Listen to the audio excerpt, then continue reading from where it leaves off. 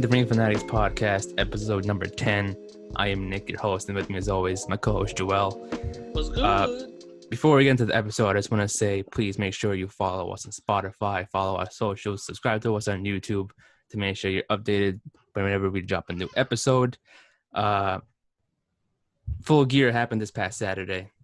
I actually wanted, instead of talking the first 20 minutes, I want to spend the whole entire episode talking about Full Gear that happened this past Saturday, November 7th. Because I want a lot. There's going to be a lot we're going to talk about, I know for sure. Yes. So Full Gear happened this past Saturday, November 7th. Again, I'm going to start off by asking, what were your general thoughts about it? What did you like, didn't like, and all that stuff? I think it was a great pay-per-view. I think it was a great card. I think I'm trying to think if there was like a weak match. Maybe like the women's match. Yeah. Maybe the weakest match. And even then, it wasn't a bad match. You know what I mean? Yeah. It had a story to it still. I feel like there was something. Of course, the Kenny and Paige match. Main event was... a lot of people didn't like the main event. I liked the main event a lot. It was cool. I liked it too. But how you felt about it? It was just that, and it was great. Not to bring it down or anything. Yeah. It's just that it was a great match. But I was excited for it, but I wasn't. You didn't think it lived up to the hype? Yeah. I was expecting more from it, and then I was like, that's just typical. Of course that's gonna happen. They literally beat each other up, but I was expecting kind of like what happened last year when Jon Moxley faced Kenny Omega, even though there wasn't really much to work with, since they're in the Daily's Palace, the arena they're in. Yeah. But I was expecting even more of a hard match. You know what I mean? I feel they you. beat each other up even more than what they did. That was that was a match to me that we could have seen on a Dynamite. It wasn't like a pay-per-view worthy match for me. Okay, I could see you. I could see you thinking.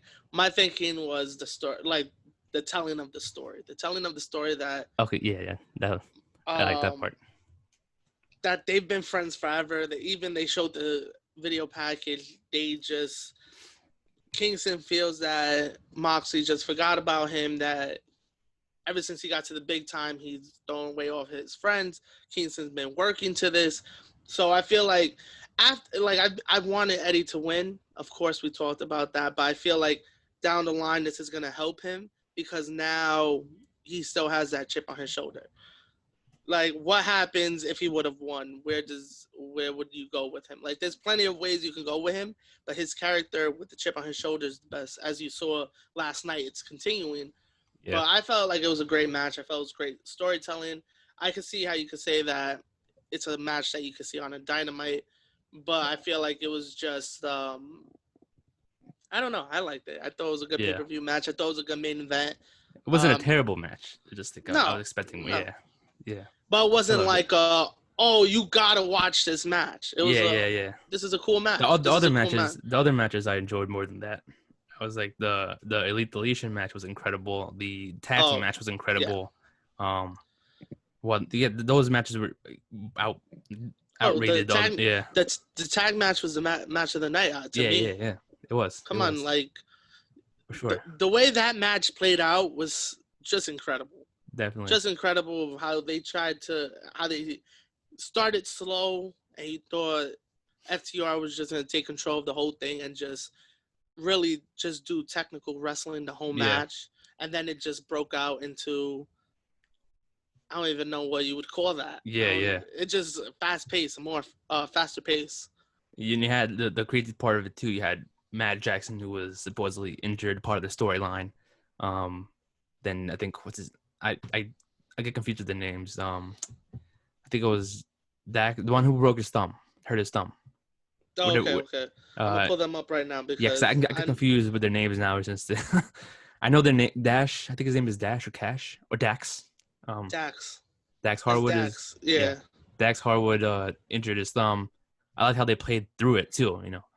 He basically had one hand to work with because if you saw Full Gear, he was bleeding from his hand. It looked like he injured himself bad. And then you had basically Cash controlling most of it. And then towards the end, as you saw, they were like really upset and how that played into the story. There could have been real emotions, but if that was part of the storyline, that would have been even better. To add that in, that they lost it, something that they really cared about. They really wanted to prove that they were the best tag team. And then that, like I said in the last episode, it seems like the story's going to continue. It's not going to end from there. Definitely. We're going to see them back eventually. I don't know how much time they're going to have off, because it seems like they're going to have all time off. Because we haven't seen them. You didn't see them last time on Dynamite. We didn't. It's like we spoke about before we recorded that Top Flight was going to face them next week. Yeah. I think the Bucks are gonna do, if they keep the titles, I think they're gonna do what Cody did with the TNT and do like open, a new tag team every week. Yeah. I think they won't do an open. I think they'll say we are gonna fight this team this week. We are gonna fight this team next week, like that. Yeah. I think they'll come in just like a random Dynamite and just attack the Bucks if the Bucks are still champions by then. Yeah. I feel like they're taking time off, though. Did you see, who was it that hit it? I think Cash hit it, the springboard. Oh, yeah. They didn't do like a 450? Or that was someone else? No, I don't even know. I think he just did a springboard. I think something like that. I think it was just a regular flip. Oh. I think it was Nick Jackson that did 450. I don't know. Someone did a flip. I couldn't tell you a number, but he did a flip. He did a flip and he missed. But that goes on to the storytelling that they had the Bucks beat. Yeah. Had them beat. He decided to go for that move. He missed. And then the match continued. So, of course, that little things like that get told in the story like, wow, they actually could have beat the Young Bucks if it wasn't for that one mistake. Yeah. Or not even that one mistake. There was just little mistakes throughout the match. But there could have been times where they almost won it, and then that's how they could have played it off. And then you could tell, like, the difference between the two teams. Like, when FTR hit the Bulldog, like, showing love to the Steiner brothers. Yeah. When he went to the top rope and hit the Bulldog. And then you could see the difference on how they grew up or how different tag teams influenced them, because you see FTR do that, giving love to the Steiner brothers, and then you see Nick and Matt hit a twist of fate, swanton, and a 3D. So it's like kind of, you could see the spot monkeys, where you could talk about Jeff and Matt always putting their lives on the line, even the Dudley boys too, and then the more technical of the Steiner brothers and showing love to like the Four Horsemen and stuff like that. Yeah. You really saw the best of like the technical side and the kicks and flips kind of thing. Yeah, so you see like you saw the best. You saw the best of both. Yeah, exactly. You see how different the teams have been influenced, but that they can still come together and tell an incredible story. Yeah. It really, because I was trying to think about it the whole entire time before the match happened. Like, how is that like a technical side wrestling versus like the kicks and flip side work together in a team? Because they actually did mention to the fact that you said that one of them did a springboard. They also kind of did a little bit more of the high flying side of wrestling instead of just using their flips and stuff, like the technical side. They did more than technical, which is cool. But it showed both, because at the beginning it showed that the Young Bucks could actually chain wrestle and actually wrestle and be technical if they wanted to. It's not like they don't know how to. It's just that what they do is what they do best, and that's what works for them. That's what helped them get their name out there. Yeah. That match was just by far the best tag team match I've seen all year. Any company. By far. That was a great tag team match. That was one of the matches that, because what happens is when there's a lot of hype around the match, it kind of like brings it down, especially if it's a match that you've been wanting to see for years. Yeah. Like, people always talk about, we still want Taker and Sting. No, we don't. Yeah, no, we don't. We don't want that. We don't want that. Unless it's a cinematic match. Maybe unless it's that. Yeah. Maybe like years ago, but not now. Yeah. Oh, give me Taker and Sting 2001. Let's get it. It's lit. Yeah. Or even I would say up to the year 2007, 2008. Yeah. I would have liked to see it. Because Sting was still good until like, not that he's not good, but like that he was fully healthy and he was still moving around the way he was. Yeah, exactly. Till like 07, 08. And so was Taker. Then they both slowed down because of age. That's like, I hate the whole age thing because they'll be like, "Oh wow, Undertaker's move is so slow." Yeah, the guy's almost 60. Come exactly. on, you don't think he's gonna slow down? He's not in his prime right now, so you gotta slow down a little bit. Exactly. Or people will be like, "Oh wow, Jericho's getting fat." Yeah, the dude's 50. It's tough to stay in shape. You know what I mean? Especially when you're doing rock shows, you're traveling. You know what I mean? Like exactly. I just hate that this thing. Talking about Jericho and MJF, how you felt about that match? I love that match. I mean, I love the fact that MJF is in the inner circle. I know we spoke about it last night too. How there's already tension brewing. Yeah, there's already tension brewing in there. It seems like he's not getting along with Sammy. Ortiz hates him. I don't know about Santana. I didn't get that vibe from him and Hager, but it seems like and Jericho is definitely like falling for it. That's where I'm getting it at. Like, it looks like everybody's got a problem with the new members. Exactly. So Hager doesn't have a problem with MJF. He has a problem with Wardlow. Ortiz and Sammy don't like MJF. They haven't liked him from the jump. Santana's just like, yo, whatever. Until he does something, then I'll put him in his place. You know what I mean? Yeah. It's not like from the jump I gotta start hating the guy. Exactly. The best was last night. He did his speech. And he was rapping Drake. Drake, yeah. It was who's Drake? I don't know Drake. Did you see what he posted today? No, I did not. He posted a picture of MJF. You know the Nothing Was the Same album cover? He put up a instead of Drake, it was MJF picture. And then he was like, look at the art I created. So he did that representing Drake. And then even the picture they took backstage where you could see like Hager side-eyeing Wardlow and Sammy and Ortiz just looking non-interested. The only people smiling in that picture is MJF and Jericho. And even Santana's just like, just there taking the picture. Like, he's like, yeah, I'm going to Vegas. Like, whatever.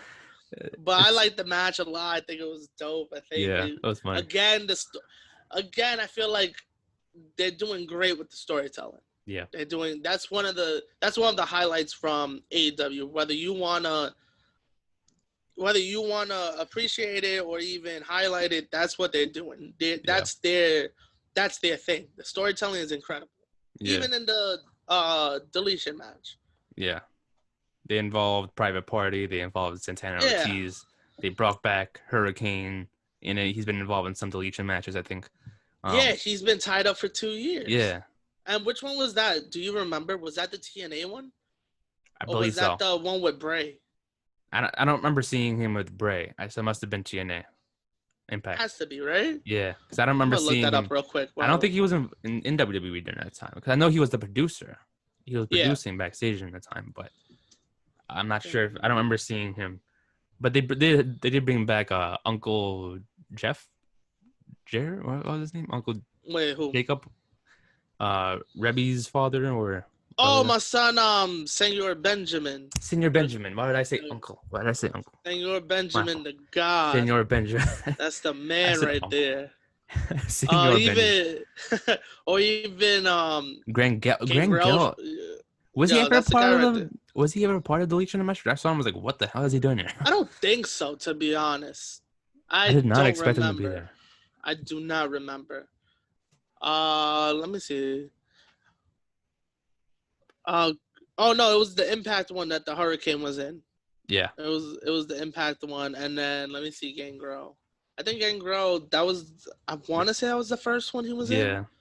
But I'm not. I was totally not expecting sure. him to be. I wasn't expecting anybody to show. Yeah, me too. I was going to be. I was expecting maybe LA. Inner Circle. I was about to say LAX. Maybe the Inner Circle, but I was like, that's far fetched. But then they showed up. They did the Private Party thing. That was cool. Yeah. It was cool how they incorporate everybody. And again, do you think that's the end of the storyline? You think that's it? I think that's it. I think they're going to include Sammy in this MJF Jericho thing from now on until they figure out what to do with him. But I think this is it for between Matt Hardy and Sammy Guevara. I think that just puts a stamp on it. I don't think he can come back from losing that match. Especially he destroyed him at the end. I'm like, Jesus. I think the same thing. Yeah. Did you see the part in the beginning where the monster truck ran over the golf cart? Yeah. I don't know if it was anybody else, but did you think that when he ran over the golf cart, I thought Sammy was still in it? Because he didn't leave the golf cart when he ran over the golf cart. I'm like, did he just crush Sammy for real? I'm like, Jesus Christ, he just murdered Sammy in the middle of the match, live on pay-per-view. Yeah, like, gee, but it was cool. I like that. How like, obviously the deletion matches in the past were all cinematic, but I love that style. They should do more deletion matches in AEW more often.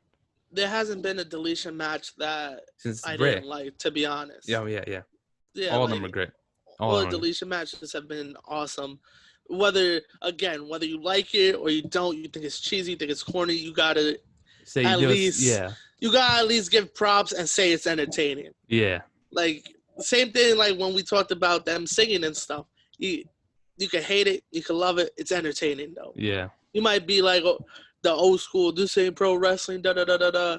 It's entertaining. Exactly. That's what it is. Wrestling is entertainment. Yeah. Every company's gonna have something like that. Yeah, they were like, because I even saw like when the singing stuff happened. I don't know, like how long ago was that? 2 weeks ago or something like that? A few weeks ago, like 3, 4 something like that. Yeah. And people were like, "Oh, you said you weren't doing entertainment." Da da da da.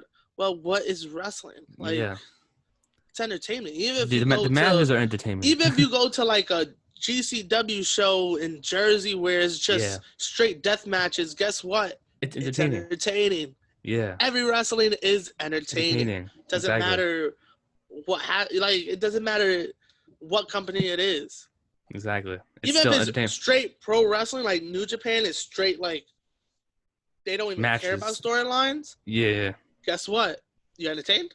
So it's entertaining. There we go. Exactly. There we go. Exactly. It's entertainment right there. Exactly. So I had, there was a couple of good laughs I had in there. The fact that Hurricane, when he got thrown into the water by Sammy twice and he came back as just shitting himself. That was hilarious. There were a few like funny moments in that match. I was like, damn, that is good. He got a couple of laughs in there, which I liked. People, I saw a lot of criticism of people hating the way that ended, like the way that they went through the table. Yeah. And they were like, "Oh, you're playing off the fact that somebody was really truly injured." Because, like, if you saw, he cracked the back of his head, he was bleeding. Yeah. And then he hit him in the face and was bleeding through his mouth. And it's like, oh, all that stuff happened to Matt. And it's like, oh, that's cruel. That's not even funny. Da da da da da. And it's like, the dude who got injured for real. But it's the other guy. Fun of it. Yeah, it's making fun of it. Like, exactly. People take stuff too seriously. Like exactly. I feel like they're making fun of it. They did it on purpose, probably. Because if you're a pro wrestler, you know that stuff happens. Even as fans, we know stuff happens. Like when Garza got injured in the middle of the match for the belts, it was like, oh, he's injured. That's it. Like stuff happens. It's not anybody. They don't plan out injuries. It just happens. It's not like Sammy was like, yo, I'm gonna throw this chair. It's gonna hit him right. Yeah, crack my skull open. You know. Like, like he threw it, and I don't know if it was he threw it too hard, or Matt didn't get his hands up in time, or it just went through his hands. Stuff happens. That's what you get when you. The same thing with when they went off the ladder and what was that? All Out. All Out. August, that he cracked the back of his head. It was like, Matt knew that was a possibility. Like that's the last thing you think of. You don't want it to happen, but you gotta think, I'm taking a fall onto 2 tables. I may not come out 100%. Yeah, something might happen. Like it wasn't like Sammy was like, I'm gonna crack his skull on the floor right now. Let's do this. Like nobody thinks that way. If you do think that way, I don't know what you're doing in pro wrestling. Exactly. I don't. That's one of the consequences when you sign up for wrestling. You're gonna get hurt eventually. Yeah. Like if you don't, then you're God. And of course you don't want it to happen. Exactly. It just happens. Exactly. It's not like I said, it's not intentional. It's just a mistake. It happened. Yeah, it's a mistake. You have to get injured. Like people in other pro fighting, like MMA and boxing, you're gonna get a broken nose, a broken jaw eventually. You're not gonna come out 100% healthy. Like it's just part of the sport. Facts. You can get hurt. Time out. We also didn't talk last week. Sorry, this is a totally different subject. Talking about MMA and boxing and stuff. Jake Hagar.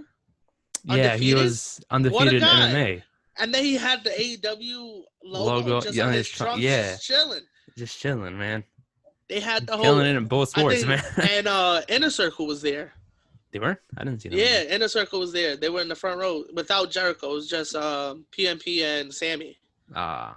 Okay. I was like, yo, this is actually dope. This is sick that, like, they can do that. Because, again, like, Vince don't let nobody do nothing. You know what I mean? Like, yeah. Because I know, like, when Bobby first signed, he was fighting for Vince to, like, let him fight. And I think he was in Bellator.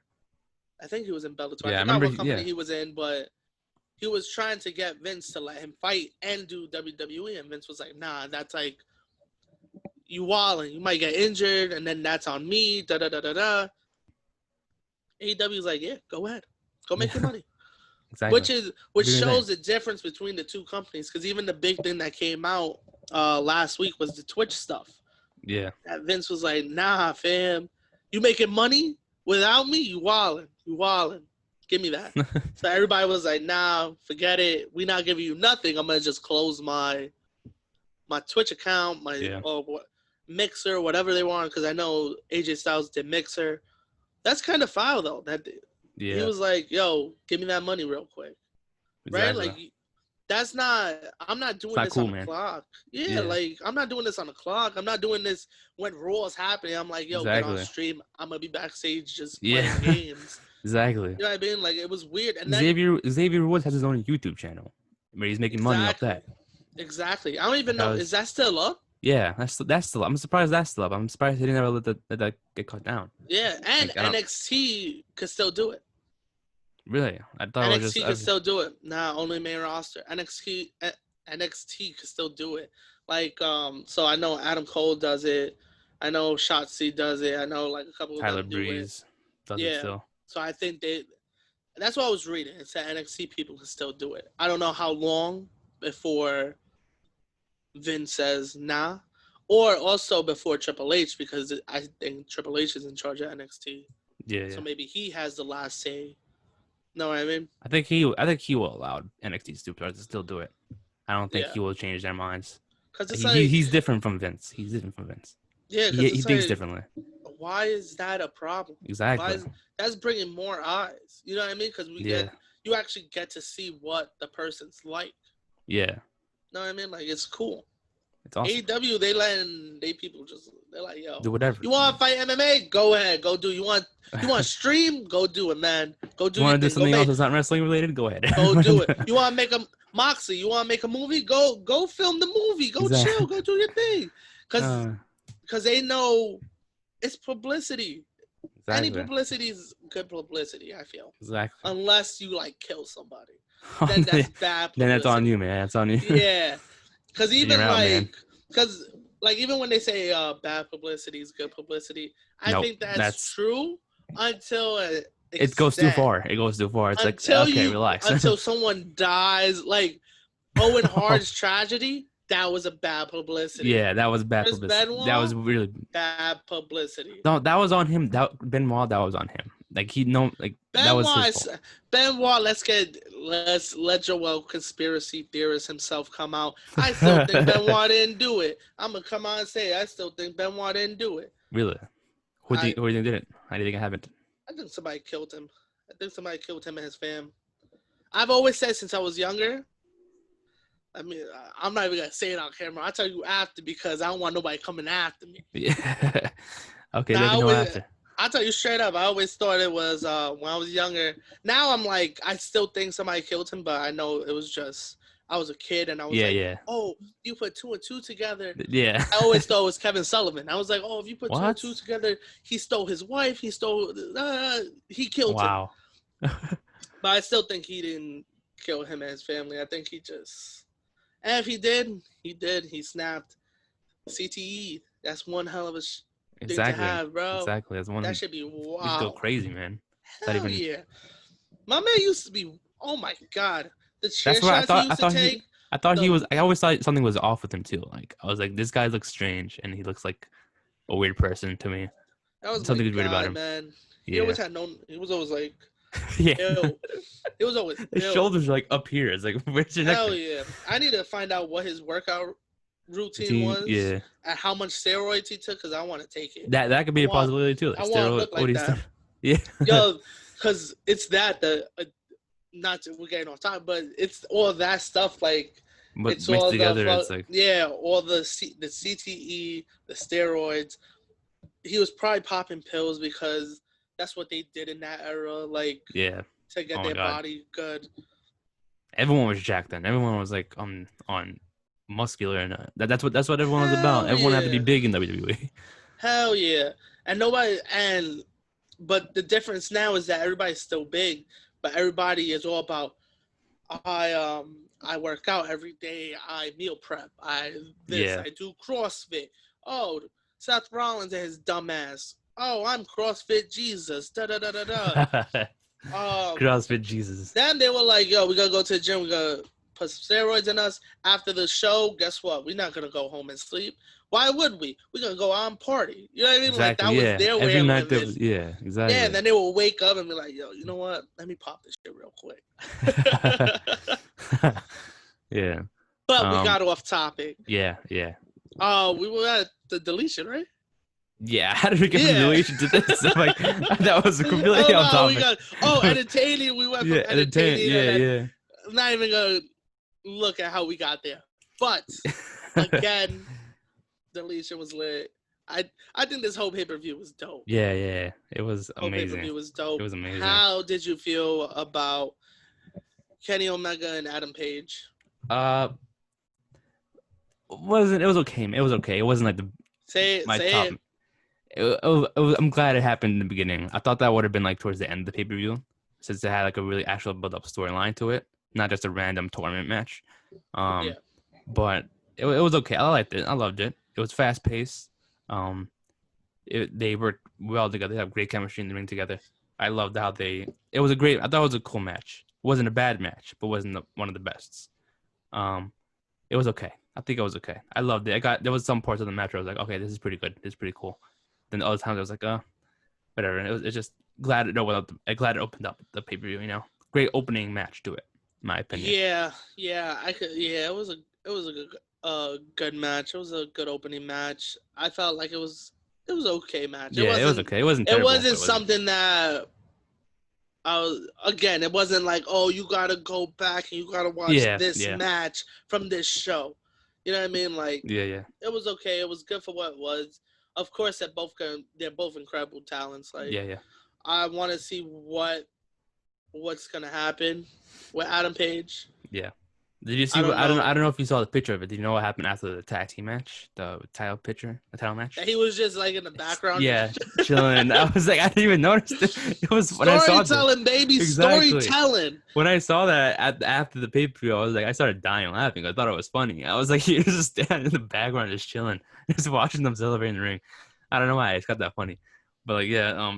I'm surprised they didn't do that much storytelling involved in it beforehand.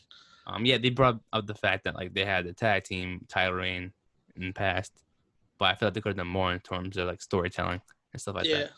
But no, I feel you on that. I feel again, we just gotta see how it plays out. Like, this has been their number one story they've been telling since AEW opened stores. Yeah. So it has to. It can't be over like that. It can't be over with one tournament match and that's it.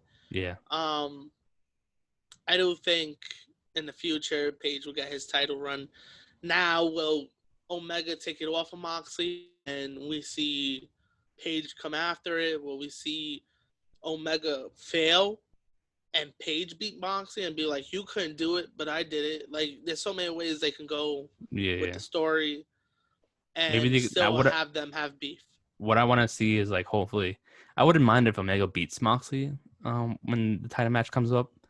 But if he doesn't, I would want to see like a triple threat match between the three, and be like, oh, he still wants a championship, but he still wants to beef with Omega. So then they incorporate Omega into the title reign, and then also Page. So eventually, I think the next pay-per-view is Revolution, which is in like 3 months from now. Mad far away from now. February 27th. I was like, damn. Like, damn, exactly. I was ready. Like, I saw February. I was like, okay, maybe like February 3rd. Yeah. Maybe like Towards the end, it's literally the end of the month. Maybe the night before Super Bowl. Nah, February 27th, almost by Mania. I was like, damn. Yeah, it's almost technically it's March. Technically it's March. Yeah, but like I get it because they're just doing the 4 pay-per-views. A year, and I mess with that. I like that. Yeah. How you feel about that? I mean, I kind of want it to happen sooner, but like you said, it's 4 pay-per-views a year. They don't have one every month, so it's like might as well separate it, spread it out a little bit. But what I like is that they be having the title matches on Dynamite. Yeah, like I like that. Sometimes they do it too much. Like there was a point where Moxley defended it like 3 or 4 times in a row, week after week, and it's like, okay, stop it. Like they need to have a storyline first. Give them a storyline to it first instead of just giving them a match. Yeah, I think they were doing that just because it was like the pandemic. There's nothing really going on. Let's try to get our ratings up. Even though everybody's like, oh, NXT and AEW don't look at each other, they look at each other. Yeah, like, they want the rating. Want to say it? Yeah. Maybe AEW didn't look at it before, but now they look at it because AEW decided, yo, we're gonna go live on Wednesdays, and they said, word, all right, okay, we'll see what's up. Yeah. And I think that so they look at each other and they're like, oh wow, they're having a big week. We got to do something. Yeah. We got to do something. I think that was also the idea behind the open challenges every week. I think it was like, oh, we're gonna get eyes, and then when he started bringing guys that weren't even in the company signed yet, it was dope. You know what I mean? So that was bringing eyes to AEW. Yeah, they sound like a whole bunch of people during like the pandemic. Yeah, because but I like that they do that. Like you said, if you do it too much, it gets like less interested. Yeah. Yeah, I like that they already announced Omega and Moxley happening December. What is it, 2nd or 3rd, something like that? One of the two. Yeah. That Dynamite that week, the first week of December, it's happening. So it's cool because then it's like, okay, we're not gonna have to wait till February. Exactly. That's what I was scared of. Like it has to happen sooner than that. Yeah, and then we might even get 2 title matches before Revolution. You know what I mean? Yeah, I'm expecting I'm expecting a few more title matches before Revolution. For the world title, I would say Omega and maybe 2 more. Yeah. Maybe. If Omega doesn't beat him, then 2 more. Yeah. The TNT Championship. I feel like that's gonna be defended multiple times by then. Which, by the way, congrats. Let's talk about that match. Yeah, Darby Allin beat him. That kind of shocked me, to be honest. I'll be honest with that. It's cool that he won, but I was like, yo, Cody's gonna win. He's probably gonna beat Darby Allin, no problem. Because it was the easy choice. It was like, Cody got this. It's Darby Allin. Yeah, Cody got this. Yeah. No offense to Darby Allin, but it's like, come on. Yeah. Not even that. Like it's Darby Allin, but like you could just look at the size difference. Yeah. It's like, oh, this just doesn't make sense. But again, the storytelling, they made you believe he can beat Cody. Exactly. And they made you believe Cody didn't take this match seriously just by the things he was doing in the ring. You know me, man. I love the storytelling. Yeah, exactly. But I think like they're building that up. It looks like they're going to tag up for a little bit. I think next week they're tagging up. Yeah, against some Team Taz. Yeah. Can I just say the factions in AEW? I love it. Yeah. I love it. Do you think it's too much? A lot of people are saying it's too much. I love it. I see why people are having a problem with it. Like, there's too much. They have too much of everything. They're testing out the waters right now. I mean, it doesn't mean like some of them are gonna last, but they're just testing out the waters to see which one works, which one doesn't, which one people doesn't like. That's what I feel like they're doing, just to see like which one they can keep for a while and which one they can take away. But like, if they keep doing it, it's like eventually everyone's going to be in a faction. Which, like I said before, with the title matches, I hope they don't do too much of it. I think what they're doing is just fine. Just keep it the way it is. And then if they keep doing more, it's like okay. Because the thing with 2, they have a lot of tag teams, which is cool. Yeah. Which is cool, but at the same time, it's like, some people don't get shine over the others. Like the Lucha Bros, for example. Last night they went up against each other. Which is what dope. a way to close out AEW. Yeah. But the thing is, they before AEW, they were like the top tag teams in the world, and now they're going up against each other. They're basically almost splitting up. Is what they're looking like. It's just kind of I want them to be in the tag team because they're amazing together. But it's like, come on. You know what it is? It's the storyteller, bro. Storyteller, exactly.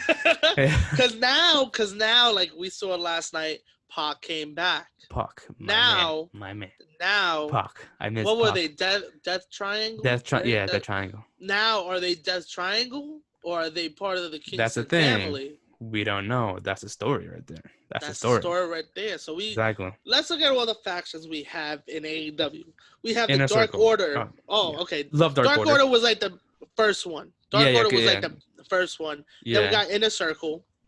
We kind of have the Elite. They kind of they're not always together, but like they're still a thing. We got the Nightmare Family. Yeah. We got Death Triangle. We got the Eddie Kingston family. Yeah. Eddie Kingston's family or whatever. I kind of like that. I like that he has like his own family. Yeah. Because I like that he has the family. Like, yeah. That's cool. Who had that? I want to say it was Paul Heyman in WCW. He had like his own family. Didn't he have like some sort like when Big Show was his client? Didn't he have like his own family then too?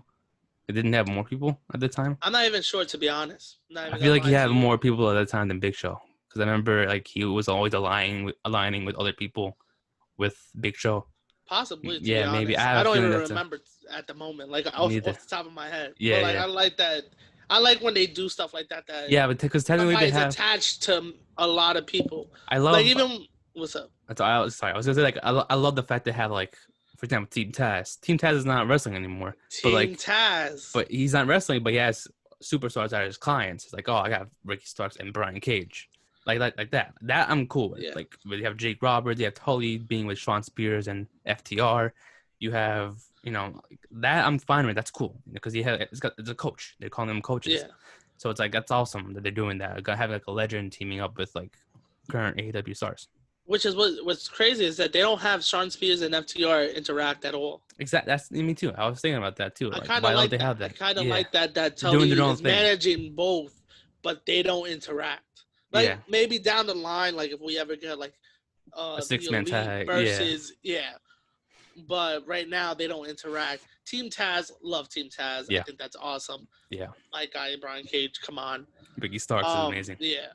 Come on, they could build that up to like be a big faction. Yeah, I just like of course, like you said, by the time it's done, everybody's gonna be in a faction. I hope not. That's not what I don't want to see. But what I like is that they're going a different way with it. Yeah. Like WCW had NWO and that was it, and you were either NWO or you were WCW, and that was it. And then NWO just overcame WCW. Yeah. But I feel you have so many going on. It's kind of like gang warfare. So it's like you're always gonna have the heel. Nobody's ever gonna be that clique. Of course, it's the Elite, but nobody's ever gonna be that that faction that's over the company. Yeah, because they've been a thing for before AEW, way before AEW was a thing. So that makes sense. Like they kicked Paige out. Paige is not in the group anymore, but you still have like all those four in it. Cody, Young Bucks, Kenny Omega. Which I thought, like I said last week, I don't think I said this last week, but I thought all four of them were going to be champions at one point. That's why I wanted Cody to win it. That's why I want Omega to win the championship, because all four of the members taking over their own company. That's cool. That's a great story. That would be cool. It would be cool for them to hold all the belts and then one night just lose them all. Yeah, like a 4-on-4 match. Like, just lose them all right there. Or even just like, let's say a big pay-per-view. Let's say Double or Nothing. They would have held the belts to Double or Nothing, and let's say, the Bucks go against like, Proud and Powerful or somebody. They take the belts off of them. Let's say Kenny goes against, a Kingston and he takes the belt. Like, and then you have it from one faction, and then belts go into different factions, just going everywhere. You know what I mean? Yeah. Yeah, that would be cool, because that's the thing too. I want them to like take over their own company and be like, "Yo, we have our own championship belts. Do something about it." Like have them be heels. But also people are gonna critique that, because people are gonna be like, "Oh wow, they wrote the show, so they put the belts on themselves." I mean, that it's like you said, storytelling, and plus, like I'd rather see that now than happen in the future. You know what I mean? Like a lot of people gave shit to HOG when they didn't even. what's different about them is that their school and a company together. Yeah. So it's not. Yeah. Starting out, who would you have as the champion? Their trainer, Brian XL. Why wouldn't you? You know what I mean? And then they also got critiqued because they kept bringing in people. EC3 was a champion, and all these big names were champions before Student. Yeah. You know what I mean? And then when they then Red got the belt, they got critiqued again. And it was just, it's like, who cares who has the belts? You know what I mean? Like, is the show entertaining? Is it like, of course, there's people out there that own companies and they're like, yo, I'm putting the belt on myself. I'm winning this. I'm gonna be the top of the company. Cody was the first TNT champion. Like, exactly. Like, it's his own company. Like, but he got his name out of that world title picture real quick. He said, yo, if I lose this, I cannot, which is cool. But again, like you said, he was the first TNT champion. Yeah. And of course, people probably critique that. Oh, of course he's a champion. Was he a good champion though? Yeah, was he was having great matches. He was not putting them over, but he was showing people. He had Sonny Kiss. He fought Mark Quinn from Private Party. He faced all these people that you would have not seen them in that spot. Yeah, yeah. Unless it was the open challenge. Exactly. And then like what was I gonna say? I've lost count. What I was gonna say. I was gonna say something, but I forgot. I'm like, wait, what was I gonna say? We were talking about the champions, them holding on the champ. I would love to see them hold all the champions and be heels. They can't do it being baby faces. Yeah. And I think all of them are slowly turning heel. Yeah. Like Cody now. Oh my goodness, Cody was. Let's talk about the. Did you see the segment from last night on Dynamite? The Cody segment. Shaq? Yes, I did see that. That was.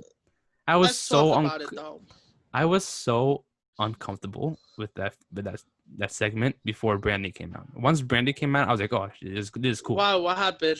It was just so weird. I was like, "What the hell's going on?" And then Brandy saved it for me. I was like, when she came out, got the promo, I was like, "That's cool."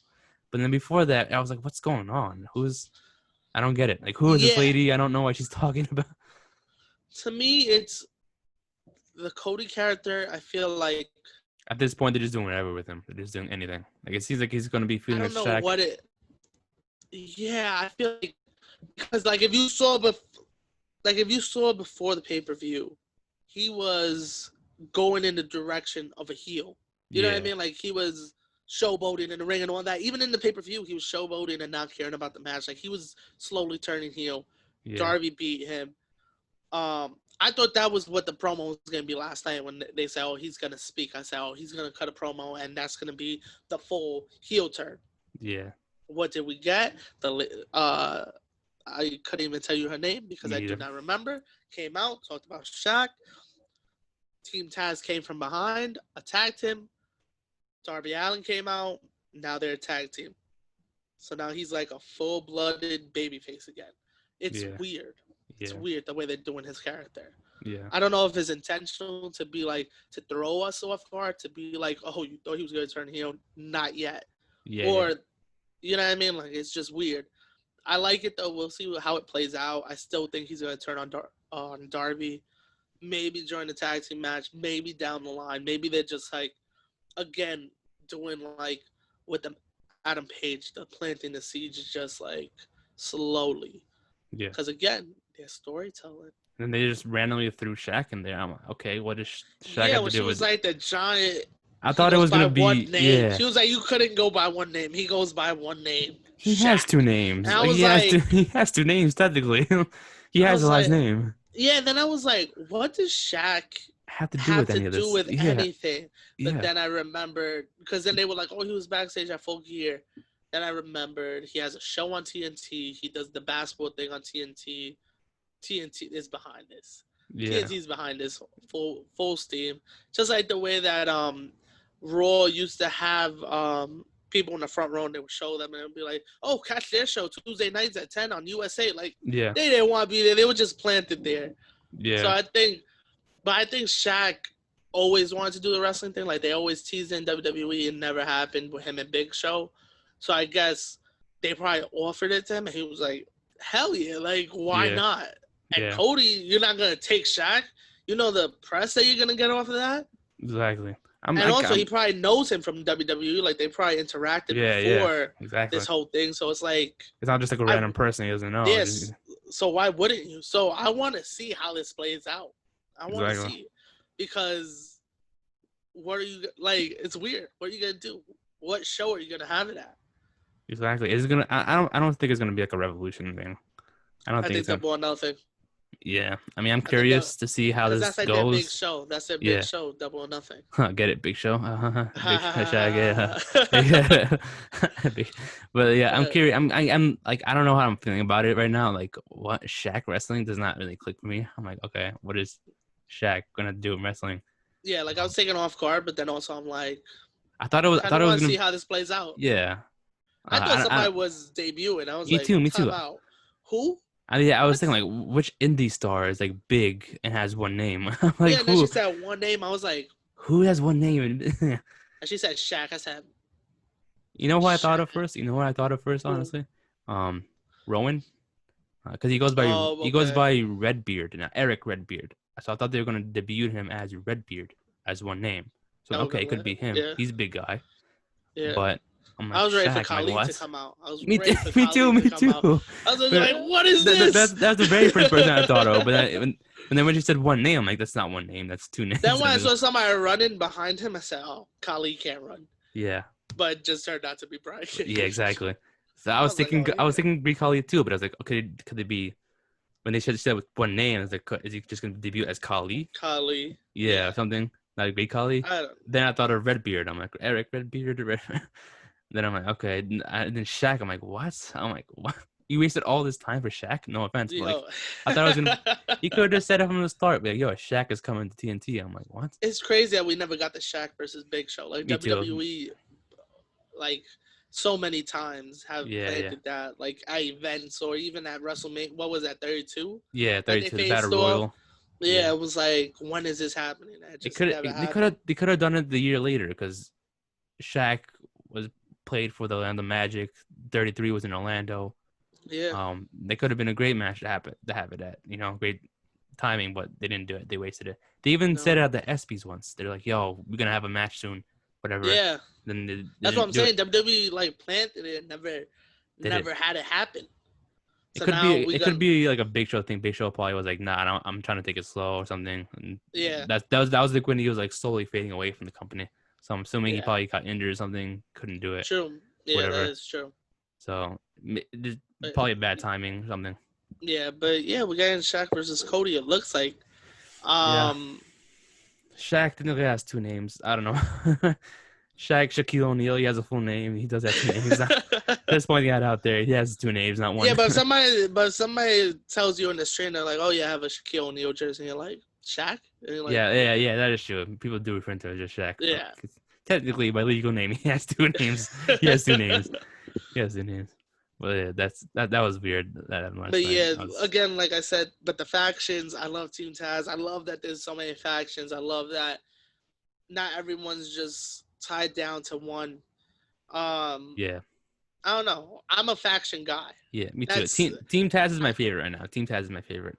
Team Taz is your favorite? I mean, besides the Inner Circle and then Team Taz. And then the rest of them, like, I'm like iffy about. I'm like, oh. Inner Circle, nothing's touching Inner Circle. Yeah, nothing's touching Inner Circle. Eventually, I think that's going to end up being like MJF versus Sammy.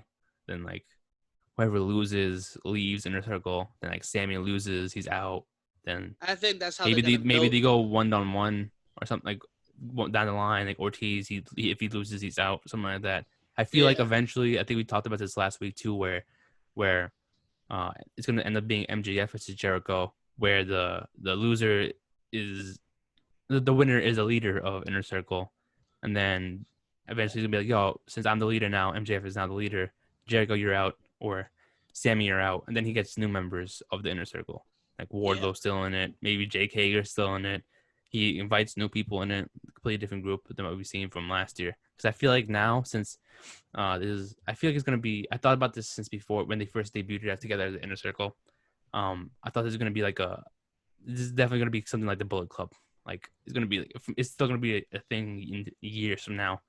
Completely different members. Same thing with the the Undisputed Era from NXT. There's definitely going to be a thing from years from now, maybe different members. That's the type of faction I like. Like, it's still a thing, but different people from it. It's still the biggest thing in the companies that they work for, whatever. No, yeah, I feel you. I don't know about Inner Circle. I feel like I don't know if MJF could do like a whole group just around him right now. Like he's still young. I feel like yeah. And also he's more of like a cheesy heel than a like a down and gritty heel. You know what I mean? Like people hate him, but like hate him just because he's annoying. They don't hate him because he's giving them a reason to hate him. Yeah. And then like even during the match that they were both gonna cheat, and then he was like, "Oh, you got me." Da da da da da. Yeah. I thought that was cool. I don't know. Again, like we gotta see how this plays out. I still think MJF's gonna get out of there soon. I think he's just there for temporary. I don't think he'll be the leader or nothing. I think soon Jericho will open his eyes, finally see that he's been doing grimy stuff. Yeah. And then be like, yo, let's have this match, you and me, but Jericho ends up winning. Yeah. And then they'll see each other down the line, maybe for like, maybe put the title again on Jericho or something like that, or put it on MJF and they go at it for the belt, something like that. Yeah. I think it's going to be like a long-term thing. Yeah, I think that rivalry is going to go on for a while, but I don't think MJF's going to be in Inner Circle for like a while. I think he'll be there maybe a few months at max, maybe like 6 months. Maybe like Revolution, like Revolution, and like they have a tag match together, or Jericho has a match and MJF causes in the match and be like, oh, again, like he's being a selfish like he is. He wants to go get the pin or something, or he's trying to help Jericho. Yeah, and causes him the match for real. And it's like, yo, you're being selfish, man. You're being selfish. Yeah, because you're ruining the group. Yeah, because I would plant it slowly and then have it come to end at like Double or Nothing. Yeah, I was gonna say like I would have, but I would plant it like he turns on Jericho, and then Inner Circle's like this was the last straw. That's it for you. So let's say they have like a battle royal for a number one contender for the title. Let's say MJF and Jericho aren't in it. Jericho eliminates MJF, or MJF just gets eliminated. Jericho wins, gets the title shot at Double or Nothing. MJF costs him the match. So not only do you have the storyline with the champion, you have the storyline with MJF and Inner Circle and Jericho. And Jericho never saw clearly, and he's still treating Inner Circle bad. But Jericho still sees him as like he's the future of Inner Circle. Till he turns on Jericho, costs him the belt. Then you got that rivalry, and then you go from there. You see what happens. I think the biggest plot twist that'll come out of this is if like all of them were pretending that they hate MJF, but they're really doing this because they're trying to fool Jericho, and then eventually they all turn on Jericho, and then he's out. That would be insane. That would be insane. That would be like whoever wrote this, give them a raise. Giving them a raise, man. Yeah, but I'm thinking like maybe that's what I thought too. Like at first, like oh maybe they're all just acting that way around Jericho. So eventually they turn on him, and then they want MJF as a leader or something like that. I just don't see Jericho in AEW without a group. Yeah, me too, man. I don't like it'll be weird if he doesn't have a faction or a group or a clique behind him. Like it's weird. True. Yeah. You've never seen Jericho in a group before. But I can't see him without a group. It's weird. Exactly, yeah. It's weird, too. I didn't think about that at first. Because Inner Circle's just like, he is Inner Circle. Yeah. Like, I feel the people around him can change. He can't change, though. Yeah. He's always going to be that leader. So let's say even if MJF stays, and let's say Sam gets kicked out, I feel like Inner Circle right now is doing what it's supposed to do. It's elevating everyone around the group. Yeah. And it's elevating Jericho as well, but it's not meant to elevate Jericho. It's more to elevate everybody. Yeah. As you see, Sammy wasn't doing a lot. This man just had a whole summer and couple months rivalry with Matt Hardy. He wasn't doing nothing at the beginning of AEW. Yeah, really. He didn't all do anything. all of a sudden they put him in this big storyline, which I loved. Yeah, like, great storyline. Proud and Powerful. They gave them a voice because they weren't cutting promos until they joined. You know what I mean? Yeah. Like they had their thing with Young Bucks at first, and then all of a sudden they just joined the Inner Circle randomly. Were they were with them though in the first episode, right? Yeah. Because I think they joined the night of All Out. Like they saw him backstage. Yeah. They joined because they attacked Young Bucks. They had I think they joined. Yeah. They joined came out All with Out. The mask. That was dope. That was dope when they came out with the mask. Yeah, and then I feel like it's supposed to elevate everyone around him. So yeah. Of course Hager is there. Like he's also somebody that doesn't need elevating because he came from WWE. He's an MMA fighter. He's really just there for the muscle. So you can always get rid of Sammy and get rid of Proud and Powerful, but not like get rid of them, but like they could go on by themselves. Yeah. Because now Sammy got that behind him, and he's shown AEW, he showed the crowd, yo, I'm actually a good wrestler. I can cut promos. I can do all this stuff. I showed you that in Inner Circle. Now I'm going to do it as a singles guy. Yeah. And same way with PMP, they could do it with the tag. Now it's like, all right, we're out of Inner Circle. That was just to help us elevate. And now we're about to show the tag division what we're really about. Yeah. And then let's say Jericho gets MJF and they get like another tag team. And there you go. Then you elevate those guys. And in a couple months, those guys, and you just keep shifting them in. But I think Jericho and Hager stays in there. Yeah, I mean, because the thing is, they're there to help them elevate. Yeah, like you said, they're all the muscle. That's literally what they are, the muscle part of it. And now I see Wardlow, another muscle guy in it. It's like you got two guys together. So maybe even Hager too, he leaves. But Hager too, I don't see by himself. Yeah. Like he could, but it's just. I prefer. I love what I've seen with them with the tag team with Jericho, like with their teaming together. That I like that. I don't like you said. I don't see him by himself. It's kind of like I don't think he's ready by himself yet, even though he's a great talent. It is like let's let him go. Maybe they could do something with Hager and somebody else to like they did with Sammy, and and just build him up himself. What happens with Hager is we haven't like. Of course, we heard him talk in WWE. We haven't heard him talk a lot in AEW yet. Yeah. So did you hear what he said on the Jericho podcast the other day about how like when he was in WWE, John Cena like didn't help him?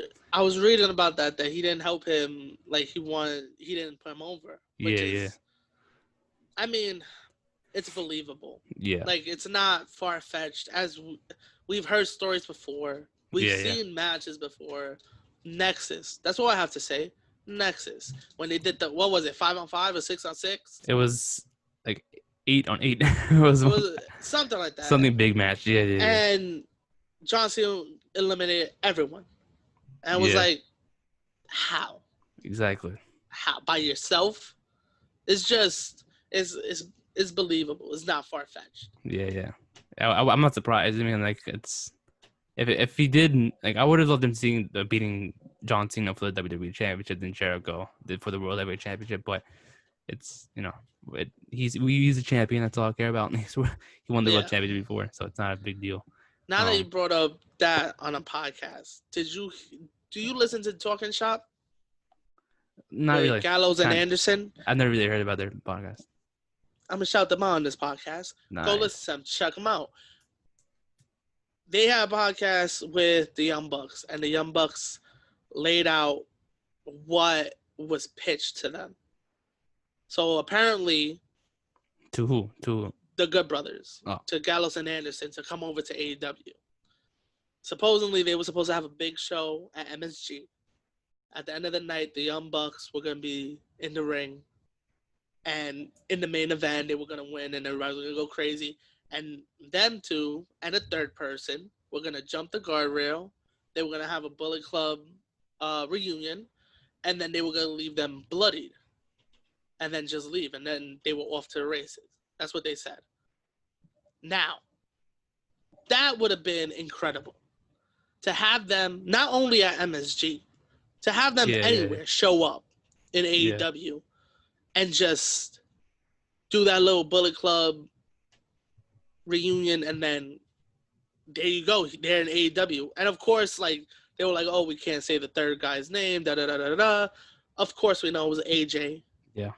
AJ was it. And even they said the third person called us and said, thank you. I would have not got the offer I got from this company without your offer. Yeah. So WWE probably saw they offered him some money to leave. We got to offer him more to stay. Yeah. Even if we don't have, because that's the way Vince is. Even if we don't have nothing for you, we want you to be here. Exactly. That's like the way that for a while when Ring of Honor was on fire.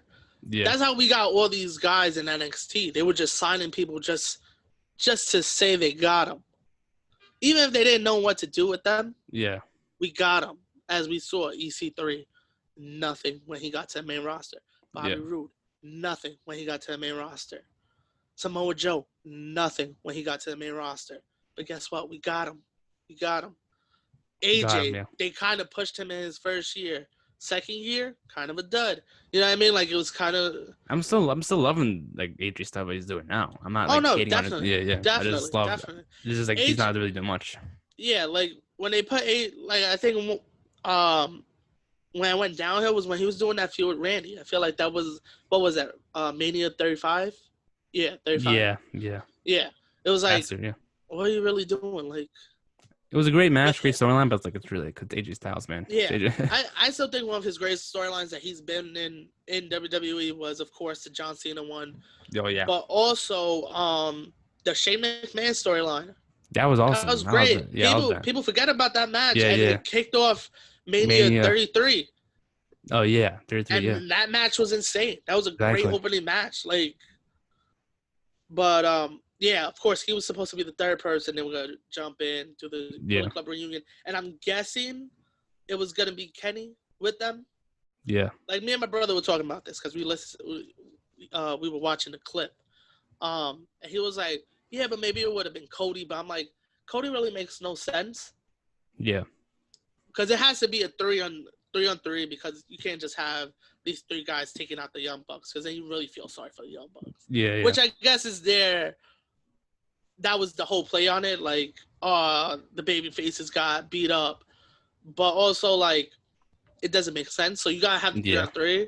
So, like, Cody makes sense because he was in WWE, but he was never in the club when they were in the Bullet Club. Yeah.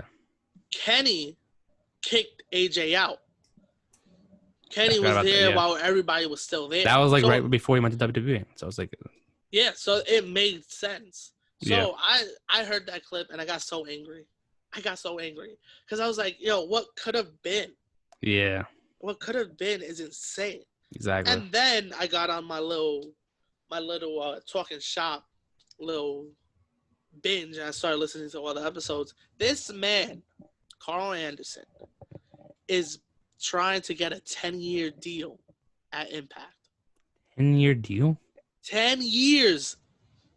What? 10 years. He wants to say 10 years. And he said that when they first signed with WWE, he tried to convince them to give him a lifetime contract of what was it, 175,000 a year or 75,000 a year, something like that, but for the rest of his life. Which they said, no way, no way. They were like, no way, you wildin' for that. But now he's working on a deal with Impact. And then he went on to say, he was like, I like Impact. It's not that I'm against AEW. It's not that I'm against anything. But now, which I saw it, I said, wow, this, if it happens, this is going to be crazy. They said, our plan now is to get everybody to work together. He said, because he said, guess what? Impact and New Japan, 2021, we're going to be working together. So how? Imagine that. I would love to see him go back to New Japan. It's Good Brothers. So now, hell yeah. And then what they did that was smart was usually when you leave the company in New Japan and you're part of the Bullet Club, you get kicked out. Yeah. AJ got kicked out. Finn got kicked out. Adam Cole got kicked out. Mm-hmm. The only people that left that never got kicked out was the Good Brothers. Why? I feel personally I feel they weren't confident about the WWE deal. Yeah. They probably like, let's test it out first and then see if we like it and then go back. They knew WWE signed them just because of the hype. Yeah. They didn't really have anything for them, which showed when they debuted. They had nothing for them. Nothing. You could have done so much with them. You had them put them in NXT first. You had them debut. Was it 2 weeks or a week after the Mania? I think it was Raw. within 2 weeks. Yeah. It was the Raw after Mania, and then like the next week or the week after, you had them debut in like Wisconsin or some shit, some random ass place where you could have had them debut the night after Mania. Exactly. You have all the hype for nothing, man. Do you know the reaction they would have had? Oh man, I would have gone insane from home, man. That's insane. Yeah. Like, okay, cool. Who did we get that Raw? Yeah. We got Enzo and Cass, the tag team that debuted. Didn't the Dudleys return then after Mania, or that was before Mania?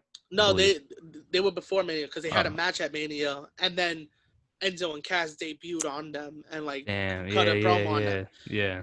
What crazy world would we have been in? Exactly. If the Dudleys beat up the Usos, or the match is going on, and the Good Brothers just hop the guardrail the night after Mania, cause hell, beat up everybody and then man. in the middle of the ring, just raise the tag team belts up in the air, drop them, leave. And then the very next match was the main event where AJ Styles won the number one contender for the title. Do you know how crazy that debut would have been? Damn. But instead, we got them attacking the Usos in the middle of the country where there's no good crowds. I'll say it. There's no good crowds. When somebody debuts, that is true. That is true. You want them to debut. What year was that though? What year was that Mania? Like, or what year? I think it was 2016. 2016. I want to say that was. No, 2015 or 2016. I'm not. I think 2016.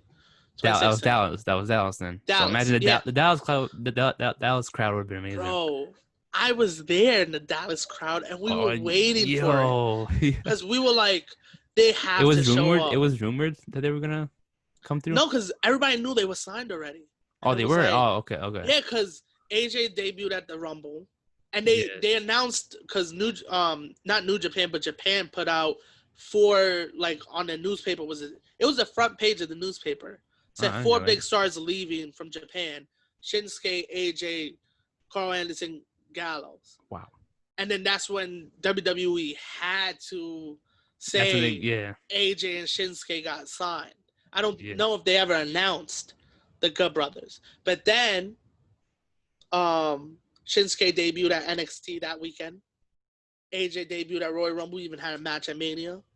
Yeah. When are the Good Brothers coming? Has to be the night after Mania. Yeah. Why wouldn't you? That's the biggest show of the year. Exactly. Why wouldn't you? Because you have nothing for them. So I would have loved that. That would have been awesome. It's so weird. Like, why wouldn't you do that? Anybody that debuts, and even if you have somebody debut, you want them to debut on big shows. The night after Mania. Yeah. Not after Mania. Any show in New York. Yeah. Any show in Philadelphia. It just makes sense. Those are the two rowdiest crowds in the world. Yeah. I wouldn't even say I wouldn't say California. No. Next year would have been in California. Who knows who's gonna do it? I would say New York, Philly, maybe Boston. Maybe Boston. Because Boston also gets people from New York that go up and they're like, that's true. Yeah. And also Boston fans are kind of rowdy. So those are the 3 places. If not, you do it the night after Mania. Exactly. Or at a pay-per-view. You don't do it at a random ass Raw. I feel like 20-something in Wisconsin or Michigan or wherever the were made no sense. Exactly. I had to get that little rant off because that made no sense to me. So now, back at it, they were saying, he was like, I'm trying to get the 10-year deal, but now it's trying to get everybody to work together. Yeah. So we talked about this. Imagine Impact, New Japan, they're teaming up now. Imagine AEW gets in on that. Ooh. And also AEW is teaming with AAA in Mexico. So imagine they bring them over too. And all these companies and just NWA. have matches against each other. Exactly. And NWA. NWA. Jeez, all these companies. Jesus Christ. Every company except for one. Which one? WWE. There we go.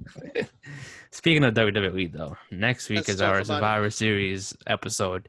I was going to answer the question from last week, but I don't remember that at all. We had a question, right? Yeah, I forgot the question, so I would not remember that. I wouldn't remember that. So I'm going to accept that. They're going to skip that this week. Yeah, that's a fact. Wait. So Survivor Series predictions are next week, right? Yeah. Let me just say this again. I can care less about Survivor Series. I can care less about the Raw versus SmackDown. It still makes no sense to me. Yeah. I went on a rant yesterday with my brother, and he was just staring at me for 20 minutes. I was like, it just makes no sense. You can rant next week. You can rant next week, man. Yo, it just makes no sense. You got to rant next week. Raw was Team SmackDown. Team SmackDown was Team Raw 2 weeks ago. Exactly. It's ridiculous, man. My question is though, to mix it up a little bit, to talk about something else. If NXT, my question for next week to be answered is, if NXT was involved in this year's Survivor Series, which 5 NXT superstars would you choose for your team? Ooh. Yeah. And that mix it up a little bit. That's a good one. Yeah. Which 5 NXT superstars?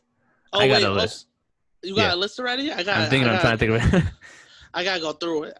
Yeah. But before we go, I just want to quickly. Gargano losing the belt. Oh, yeah. What's going on? Why even give him a belt? Why even? I don't even know, man. I love that match, man. When he lost it, I started laughing. You don't understand how hard I was laughing. I was like, dude, that's insane. They literally had Leon Ruff. You know what? Before we end it off too, you know what I think is gonna happen with this? Because I don't know if you saw some WWE Twitter page posted a picture of the wheel that he spun before the show started. But Leon Ruff's name wasn't on it. It was Austin Theory's name. But they covered, as you saw last night, it was covered. You saw Leon Ruff's name covered. Oh, it was like a white. Because you saw how there's a piece of paper on it covering. It was white or whatever.